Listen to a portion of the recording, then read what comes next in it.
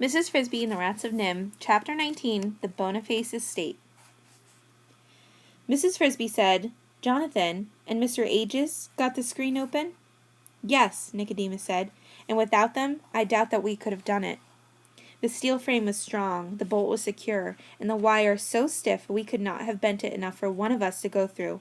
So we were glad that they were there with us, and asked them if they would, after all, like to stay with us. Since there were only 2 of them, they said they would, for the time being at least. And now began a journey that was to last, with some interruptions, for almost 2 years. Parts of it were pleasant. It was a joyful feeling at first just to be free again and to get those laboratory collars off. And parts of it were terrible. I have made notes about all of it, and if the time ever comes when rats publish books of their own, I intend to write a book about it. It would be a long book, full of trouble and danger. Too much to tell now. It was in one of those dangerous times that I lost my eye and got the scar you see on my face. But we did have some happy times and some pieces of great good luck. 2 in particular that help to explain how we got here and what our plans are now. It was early summer when we got out. We had known that beforehand. We could tell by the lateness of the light through the windows, though it was dark when we finally stood on the roof. We had no trouble getting down the side of the building, however. There were downspouts in the corners with plenty of toe holds. We dropped the screwdriver and the spool of thread into one of these. A little lower there was ivy, where we were all good climbers, and there was moonlight to see by. In less than 15 minutes we were on the ground. Staying in the darkest shadows under the bushes when we could, we sped away from NIMH, not knowing or caring first what direction we were going. Nobody saw us. During the next few weeks we lived as we could. We had, in a way, to learn all over again how to get along, for although the world outside the laboratory was the same, we ourselves were different. We were, a couple of times, reduced to eating from dumps and garbage cans, but knowing how to read, we quickly learned to recognize signs on buildings. Groceries, supermarkets, meats, and vegetables, for instance, let us know that there was food inside for the taking. And once inside at a supermarket at night, they always leave a few lights on, we could even read the signs on the walls directing us for Section 8 for dairy products, cheese, Section 3 for baked goods, and so on. In the country, there were barns and silos stocked with grain and corn, and chicken houses full of eggs. Occasionally we came upon other rats, and a few times we talked with them, but not for long, because after just a few words they would begin to look at us strange and edge away. Somehow they could tell that we were different. I even think we looked different. Either the diet or the injections at NIMH made us bigger and stronger than the other rats. And all the strange rats we saw looked to us surprisingly weak and puny. So we were set apart from even our own kind. It was a while we were in the country that we had our first important stroke of luck. We had just about decided, nearly after 4 months of freedom and constant roving, to find a place to settle down, if not permanently, at least for winter. We thought that it should be in the country, but not too far from a town, so that we would have access to grocery stores as well as barns and gardens. It was about this time, too, that I began to wonder and worry somewhat about the fact that whatever we ate, whatever we needed, must always be stolen. Rats had always lived that way, and yet why? I talked to some of the others about this. It was the beginning of a discontent and an idea that kept growing, although slowly. The season was autumn. We were walking one evening down a winding country road. We never walked really on the road, but along the edge, so that we would vanish into the bushes or ditch if anyone came along. You can imagine that 20 rats and 2 mice traveling in procession would cause some kind of comment, and we did not want that. As we walked, we reached a very high fence of wrought iron, the kind that looks like a row of black iron spears fastened together with pointed tops, an expensive fence, surrounding a large estate with big, expensive-looking house in the middle, and well-kept grounds and gardens. We walked along past this fence until we reached a gate. "There's nobody living in there," said Justin. "How do you know?" "The gate's padlocked, and look, dead weeds stand outside of it, not even bent. Nobody's driven in here for a while." The house had a quiet, deserted look. There was a mailbox in front, hanging open, empty.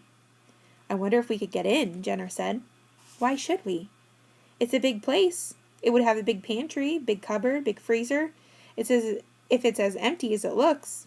We turned into the grounds, moving cautiously, and from beneath some bushes we watched the windows. As dusk fell, lights came on in several of them, both upstairs and down. Jenner said, "That's supposed to make us think there's someone in there." "Yes," said Justin, "but there isn't. I could see one of the lamps when it came on. There was nobody near it, and they all came on at the same time." "Automatic switches. They're to keep burglars away." "Well, they're not keeping me away," said Justin. He ran to the house, climbed to one of the window sills, and looked in. He tried another, then he came back. "Nobody," he said. So we went in.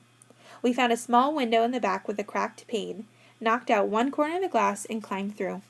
At first, we planned to just look for food. We found it, too, enough to last us for a year or more. As Jenner had predicted, there was a big freezer, well stocked, bread, meat, vegetables, and everything. A whole room full of shelves covered with canned food. The cans baffled us at first, as they had in the grocery stores. We could read what was in them, but we couldn't get it out. Then Arthur found a machine on the kitchen counter. He read the instructions on the side of it. "Slide can under cutter and press switch." We tried it. The can turned slowly around in the machine, and when we pulled it out, the top had been cut free.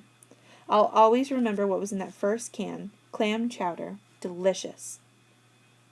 After we had eaten, we wandered around the house. It was a rich man's mansion, with beautiful furniture and fine rugs and carpeting on the floor.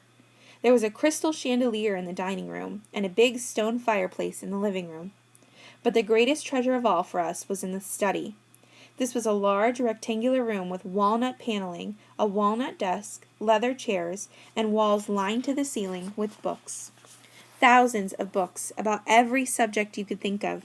There were shelves of paperbacks, there were encyclopedias, histories, novels, philosophies, and textbooks of physics, chemistry, electrical engineering, and others, more than I can name. Luckily, there was even one of those small ladders on wheels that they use in some libraries to get to the top shelves. Well, we fell on those books with even more appetite than on the food, and in the end, we moved onto the house and stayed all winter. We could do that, it turned out, much fear of discovery. We learned that from newspaper cuttings I found on the desk in the study. They were about a wedding. Most of them showed pictures of a newly married couple leaving a house to begin their honeymoon. The groom was a Mr. Gordon Boniface, heir to the gold Stetson fortune, and the house they were living was the house they were in. According to the clippings, they were going on a trip all the way around the world. They were coming back to the Boniface East in May. Until then, it was our estate. Oh, there was a caretaker gardener who came 3 times a week. And once in a while, he would check the house in a cursory sort of way. That is, he would unlock the front door, glance around to see that everything looked all right, and then lock it and leave. But he didn't live there. He lived in a small house down the road, and we were expecting to see him when we came. We had figured out from the way the place was kept up. The lawns mowed, the leaves raked, gardens weeded and watered. There had to be somebody working on it. So we posted a watch, saw him coming, and kept watching all the time he was there. And we made sure, when we looked in his house, that everything did look all right. This involved a certain amount of work. We had to haul out all our empty tin cans and other trash at night into a hidden place in the woods quite far from the house. We cleaned up after ourselves carefully. We learned to use the water taps and the dusting cloths we found in the kitchen closet. If the caretaker had looked more closely, in fact, he would have seen that the kitchen counters were somewhat shinier than they should have been in an empty house. But he didn't. He never even noticed the small corner of glass missing from the back window. And all winter, far into the night, we read books and we practiced writing.